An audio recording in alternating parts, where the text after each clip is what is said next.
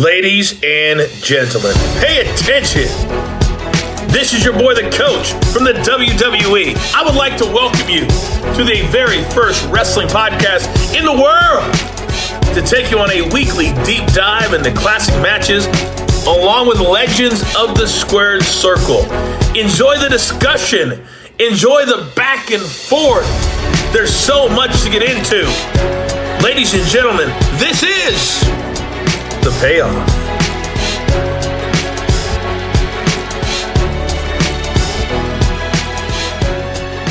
Welcome to an all-new episode of The Payoff. I'm Tom. That's Jeff. Jeff, let's get nasty. Hart Foundation, Nasty Boys, WrestleMania 7. One of my favorite WrestleManias ever. Not because the card was great, just for some reason, the pageantry of the red, white, and blue. And we had a couple pretty cool matches on the show. And I don't know, this has always had a soft spot in my heart. And the drama of it was going to be in the Coliseum, and it's not. The backstory there. So this will be a fun one. Yeah. We've talked about this card, so we'll buzz through it. But how did this match end up on your radar? Yeah, this was one, again, when I was just looking at WrestleMania matches and trying to figure out, like, you know, we're almost single digits away from WrestleMania, 12 more days. And so, yeah, I think this is just one of those, or no, 11 because Saturday. Yeah, I think this is just one of those that it's like, hey, Hart Foundation, and Nasty Boys, everybody always just remember them being just the shit heels in a lot of this. And so that was always really cool to watch. And like same with the Hart Foundation. I mean, the Hart Foundation's the Hart Foundation. Like, how can you not just love that? And so, yeah, this had a really weird placement on the card. It was the front half or front third, really, and how that kind of played out. And so, yeah, just interesting, but yeah. So I had to look this up. The Nasty Boys are not in the Hall of Fame. Nope. Interesting. Yeah. I just assumed that they were. So yeah, they never got in. A lot of them, yeah. They do. It's like the tag team you feel like would be in there, but they're not. Yeah. So. All right. Well, I'm looking forward to digging into this one. If you are ready, I say we get into the build. Oh, it's time for the build. So we're going to fly through this one because we have already covered this show. But March 24th, 1991, LA Memorial Sports Arena, 16,000 in attendance. We're doing the red, white, and blue thing. Why? Because there's a war going on, and why not involve world politics and wars into our wrestling storylines? And of course, this one was interesting too, because you're doing that, but then you're planning a show a few months out, and you have no idea what the actual war is going to be. So like something bad could happen. It could be over and no one could care. You're trying to like do a work around a shoot, and it obviously led to some problems and challenges. So again, we'll just quickly run through some things on this show. We started off with Rockers defeating the Barbarian and Haku. That was a fun match. The match we're going to cover for the tag team championships, Undertaker's first WrestleMania, the blindfold match of Roberts and Martel. And then, you had Andre the Giant's last WrestleMania appearance. He came down and helped out the Big Boss Man. But really the two big things on this show, the Ultimate Warrior and Randy Savage retirement match with the whole Liz thing, which I thought was one of the best. I still believe is one of the best things WWE has ever done, ever. That match, that moment, that was 30 minutes of pure cinema. I don't think that gets talked about enough. And then, of course, the main event, Hogan Slaughter. Hogan's your champion again. And I'll just one quick observation, it's fun to go back and, fantasy book and think about some of this stuff. But this is where Hulk Hogan got a little long in the tooth. And if there was a time where you would have changed up the character or gone heel, this is probably the era where you would have considered doing it. Warrior becomes the guy. So I always wonder because, well, they always went back to Hogan, just like Vince always went back to Cena. And maybe that's the prudent business decision. But you also wonder, for as big of a risk taker as Vince was, did he play it safe sometimes? So what happens if from WrestleMania 6 through 8, you have a heel Hulk Hogan? Well, I'd argue it would have been more interesting than what you did. It would have been different. And then what happens at WrestleMania 9 or WrestleMania 10? Well, Jeff, I think you have a bigger baby face than you've ever had before. So you go 2 years of Hogan being a heel, and then all of a sudden he comes back to the good side. And now you've rebuilt that character, and you could go a few more years. And of course, it's all hindsight, but Vince almost went out of business because Hulk Hogan left and went to WCW and turned heel. So if Vince could have just kept Hogan forever and kept that character interesting forever, it would have been a significant difference. And it worked out the way it worked out. But I'm just saying selfishly from Vince's standpoint, he probably could have done a lot better job protecting and growing his company if he had kept the Hogan character fresh. So, yeah. Our tag team match. This is the golden era of tag teams. How do we get NASTYS and Hart Foundation? And of course, this is the tail end of the Hart Foundation because if my memory serves me, by SummerSlam, Bret Hart's going to be the IC champion. Right. Yeah, we'll get into that after the fact. So yeah, this one, the biggest piece of this would be the Nasty Boys, and so they actually were the number one contender after winning. It was a 17 Battle Royal on the February 16th, 1991 episode of WWF Superstars. And so they eliminated, actually, it kind of played out over the next couple of weeks. But they, on March 24th, 1991, they eliminated the Legion of Doom thanks to interference from Power and Glory and defeated the Hart Foundation. Well, we'll get into that. But so anyways, in the lead up to this, yeah, there was some tag teams shenanigans and kind of how this played out. The Hart Foundations are coming in with the belt. Like I said, it was just tag team wrestling. Like there was a tournament. You've got the Harts with the belt. You got the Nasty Boys becoming the number one contenders in the tournament. And then we get into this match. So not a ton. And like I said, it's really a short build as well too, but less than a month practically, but that's okay. Like that's all we needed. So we'll just kind of get into it. Not a ton. Well, I'm looking forward to covering this one. We're at the 43-minute mark of WrestleMania 7, 43-minute mark, WrestleMania 7. Jeff, are you ready? 43 minutes. Let's do it. Okay. It's time for the payoff. Oh, it's time for the payoff. All right, here we go. Knows them very well. Oh, I thought you were talking about McCauley. No, I wouldn't do that. I mean, you would. How wild is it that right before this, they showed Macaulay Culkin on screen, which they also did at Raw a few weeks ago, or the pay-per-view. Last week, a couple weeks ago. Yeah, it's just crazy. He gets a better so we're off than some wrestlers. Yeah, it's funny. So we're off and running here. Nasty Boys, not in the Hall of Fame, which again, I did not know. Started off AWA. They did a run in Florida Championship Wrestling. They joined the WWF in 1990, and pretty quickly they're your tag team champions. They go on to feud with Legion of Doom. They did battle with the Hart Foundation, so they were right in the thick of the top of the tag team division. And again, this is that golden era for tag teams. And then they would go to WCW in 1993, and they had some fun matches there. I think we may have covered one of them. Maybe we covered that Cactus Jack and Max Payne match. So, yeah. Interesting. So We're off and running here. Nasties in this era, I mean, they were big guys, but they're still, it's almost like to me in this era, they were probably in like a little bit of a better shape than I thought. Like I just think of them as like, maybe more towards the tail end of their career, but they're in pretty good shape in this stage, and obviously just big guys, and that Nasty Boy logo with the however you describe the print that they wore on their shirts, pretty iconic. The paint splatter, that paint splatter.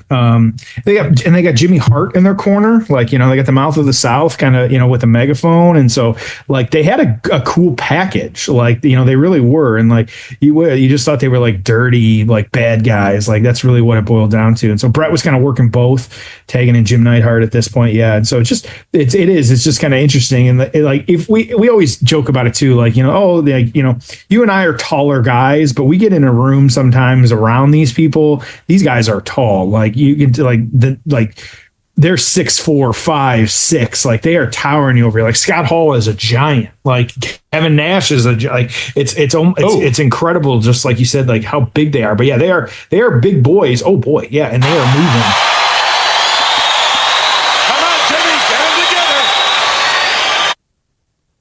Monsoon Brain on commentary. Yep. Nasty's outside the ring, a little shooken up, but yeah, crowd's into it. This is good. By the way, this was ranked the best Nasty Boy match in the WWF that they did. Interesting. Okay, yeah, this one, and so yeah, we'll get into the stars on this one a little bit later here, but this is that's interesting. What do you think? Like, it's weird too, especially we were talking last episode about WrestleMania and the presentation. Like, it's this is WrestleMania. It's such a weird, basic presentation looking back on this, like to see the differences and like what was then versus now. I get it, the technology's evolved, but like it just looked like another weekly episode. Yeah. Yeah. Oof. Ripping him back up harsh. Real fast here too. You got the Harts kind of working together real quick, kind of hot tagging, kind of moving back and forth a lot. Yeah, just really good stuff so far. How about the lineup for this new Stephanie McMahon show? I mean, I don't know if she could have. The only guest that I think she could have brought on that would be more interesting than the one she had is if she was able to secure an interview with her father. I mean, seriously, like, they got the Cena, Triple H, Austin, Punk. Just a hell of a lineup, and the premise is pretty cool too, because they're going to various places. Like Charlotte is going to get interviewed in the Greensburg Coliseum, and they'll talk about the history of Flair there, and so I'm really looking forward to that. I haven't seen it yet, but I'm looking forward to all those episodes, and they did it with the Manning, so I'm sure it'll be like phenomenally done. Yeah, I'm curious to see how it's just presented. And at this point that we've got an episode or two, and so but just based on our recording schedule and where we're at, like we have not had the ability to watch it yet. And so, is it going to be a little bit more, is it going to be like more of a Broken Skull type thing, or it is that more, pull the curtain back, which I appreciate. I know, which I think would be great. I know JD McDonough was just on, was it Chris Van Fleet or whatever it is? Yep. And he, and even JD said, he's like, I don't really want to pull the curtain back, but yeah, like when he did that moonsault and cracked his ribs and punctured his lung, he's like, yeah, that hurt like hell. Like, and so it is fun, but so I do wonder, especially her, I don't think she officially has a role currently in WWE. I don't even think she's on the board. And so it will just kind of be interesting, that's great though. I think utilize her. She's super over. So why wouldn't you? She's well liked for the women. The men like her too. And so why not put her out there and let's see what we get. Yeah. Yep. But I thought after her dad left, she fired. She walked away. I forget. But anyways, yeah. It's funny you bring up the JD interview. So he had more views on his interview with Chris Van Fleet in 11 hours than Will Ospreay's episode did in 7 days. Interesting. So, and I just, because of when we're recording, it's coming out as we're recording. Meltzer gave the Maria May Toni Storm match 5 stars, which is the first women's 5-star match outside of the Tokyo Dome ever. His first I didn't like the 5-star match. I have 5-star women's match. Okay. I saw the highlights of the blading and stuff. Yeah, and right. I found it to be just so gruesome. Well, I sent you the one clip where, who knows the exact context, but after she bladed, and then you saw her mouth like fuck, and whether that meant like she knew how deep she got herself or what, but like, yeah, I get it. The storyline has been one of the better things they've had going for them, based on the little bit, the tertiary following that I do of them, but also like, I texted you that day, and I was like, did you know that there's an AEW like pay-per-view tonight? And you're like, nope. Could have fooled me. Like, you could be lying to me right now and I wouldn't know. I appreciate too. I don't know. Jimmy Hart's got like a motorcycle helmet on that's painted super cool with like Nasty Boys logos and insignia on it, which is pretty cool. I was just going to say that it's just such a good touch. It's just so obnoxious. I mean, it's like, some of the really obnoxious things that, Jim Cornette used to do as well. Did we kind of got away from managers? We just don't see as many managers kind of ringside as much anymore. Does that need a comeback? What are we thinking here? Well, one of the things is the talent now, they can all talk. So I feel like managers were just commonplace back then, but I think a lot of it was, you needed the manager to cut the promo or to speak for someone. You look now and most of the talent can talk. And if they can't talk, maybe they're a physical freak that you can pair with somebody. But for the most part, they just don't, WWE just doesn't see much in them. So, yeah,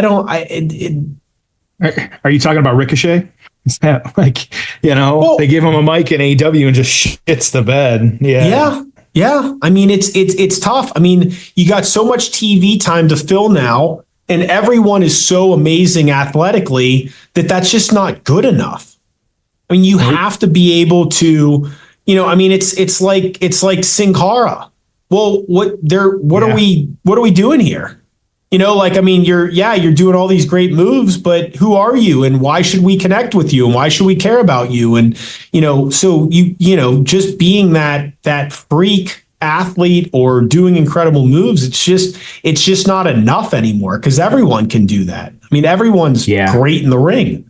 And that's part of where AEW, it's funny because, so how Tony Khan posts the like weekly cards. So he'll be like, hey, on Dynamite, there's these 8 matches and there's these. So they have become, in my words, so card happy, so much emphasis on cards that when the card isn't great, guess what? Oh, well, why would I watch this? This isn't going to be. I mean, how many cards AEW has to do a year? Well, between their 3, you're 150 cards a year. Yep. It can't be about the card. It has to be about the promos. It has to be about the moments. And Raw. Hey, we've got Cena and we've got Cody in the ring. You don't even need to promote a match. I'm going to tune in just to watch that. Versus AEW, they don't have these long-term stories. They don't have these larger-than-life characters. So all Tony can do is say, oh, well, we've got all these matches. Well, 150 times a year, it can't just be about matches. Yeah. Going for dollars. So Anvil cleaning house.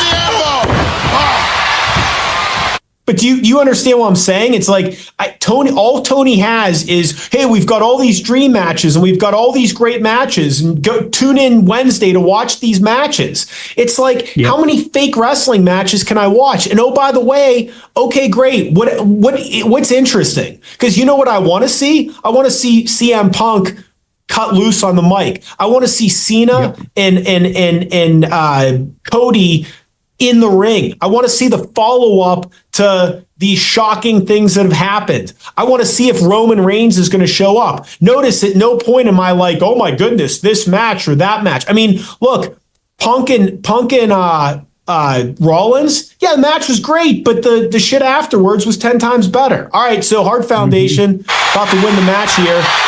Heart Attack, one of the best tag team finishing moves there is. So now Hebner wants Brett out of the ring. Motorcycle helmet to Anvil. Outside with the megaphone. He just clobbered the headman.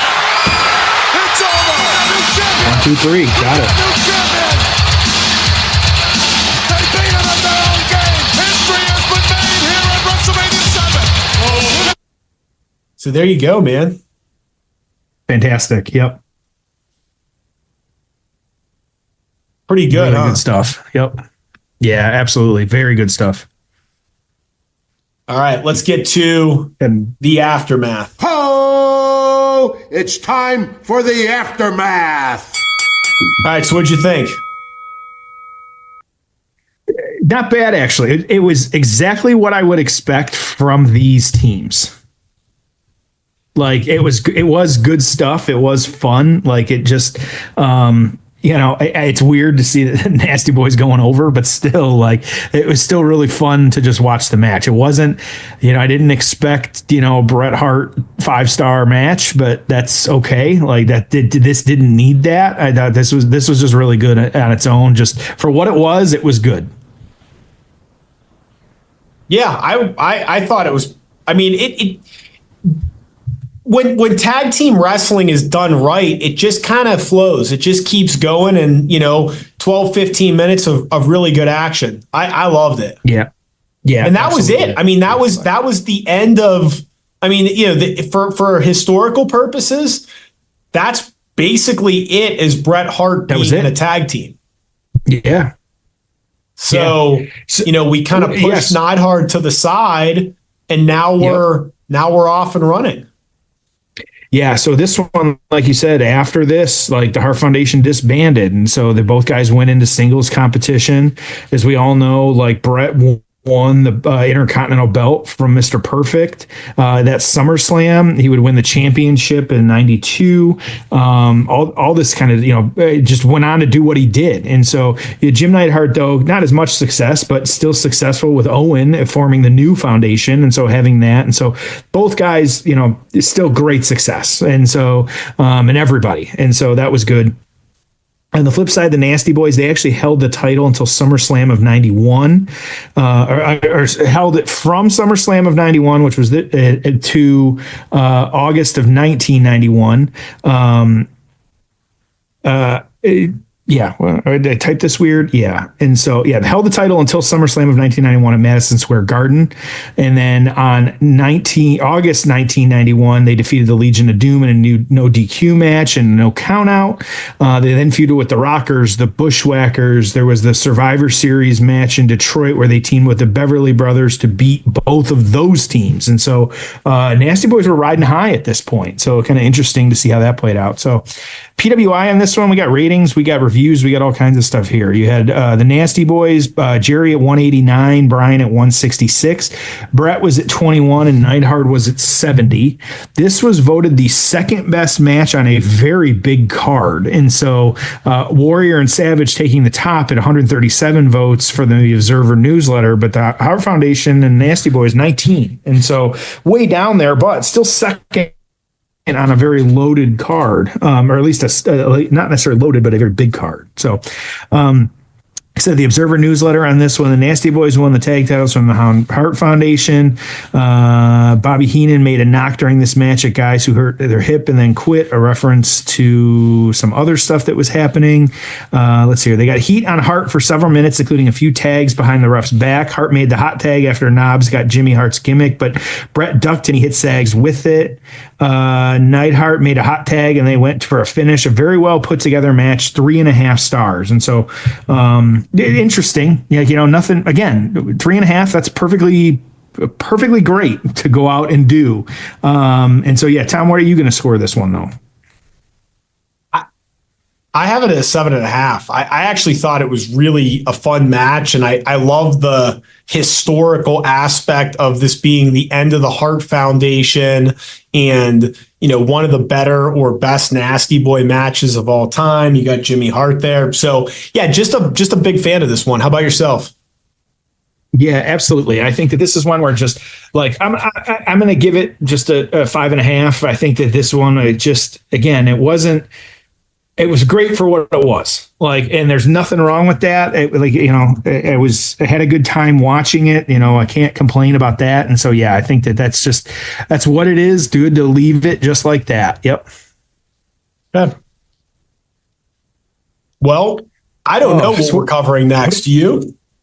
I do know what we're covering next. I did not kind of. We are doing again. We're staying with WrestleMania, but we're going to finally talk about WrestleMania 20. This is, of course, the triple threat match between Shawn Michaels, Triple H, and Chris Benoit. And so, as long as we've been doing this, is actually going to be our first Benoit match. And so, we're going to talk about all of that a little bit. But yeah, we got that coming up next week for the week of WrestleMania. So that's what we got to look forward to. All right, man. Well, I'm pumped to cover it. We're doing some good work here. We had some good matches. We got some good stuff coming up, and you've heard me say it before, but there's never been a better time to be a fan, and it is so fun. There is so much good wrestling. There are so many good stories.